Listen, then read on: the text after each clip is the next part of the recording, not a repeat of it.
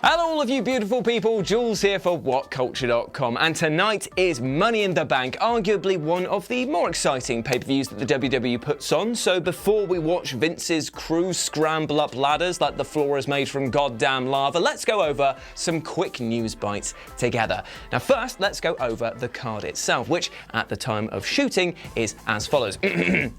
Tony Nese is going to take on Daivari for the Cruiserweight Championship. Ray and Samoa Joseph are going head-to-head for the United States Championship. Kofi will defend his WWE Championship against actual dad Kevin Owens. Styles will take on Seth Rollins for the Universal Championship. And Becky will be doing double duty, aka she will defend both her titles, Raw belt against Lacey Evans and the SmackDown belt against none other than Charlotte Flair.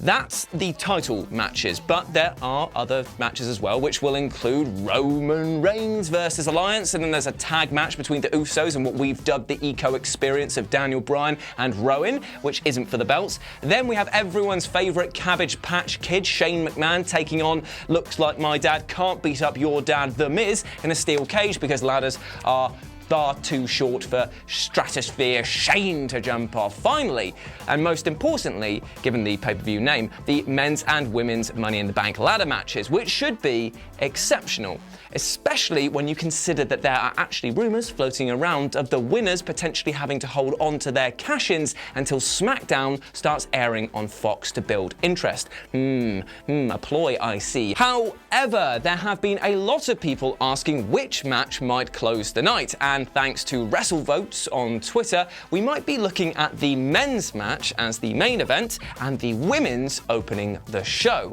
However, as they state in their tweet, this might be subject to change because of, well, Vince McMahon. However, while the card might be looking pretty stacked, there is one member whose absence isn't just notable, it's been described by Dave Meltzer as worrisome. And that person is Alexa Bliss, who's unfortunately been pulled from the Money in the Bank match, sparking a ton of speculation on her condition. Now, Meltzer described on the Wrestling Observer that, from what I understand, the actual medical condition that the WWE has released internally is undisclosed, and undisclosed has become a euphemism for concussion.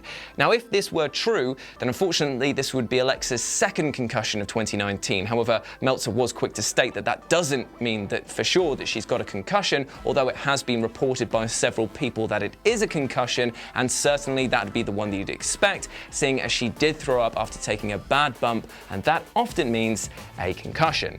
Bliss has since gone onto Twitter to state that her career was fine, but thank you very much for the concern. And I think that we can all agree here and beyond that we wish her a speedy recovery, as she has sorely been missed when previous injuries have taken her out of the ring. And now filling her place tonight is Nikki Cross, who is sure to bring a high level of energy to the ring and was, according to Meltzer, always waiting in the wings as a replacement for this event, so it's not just some random pick for the match.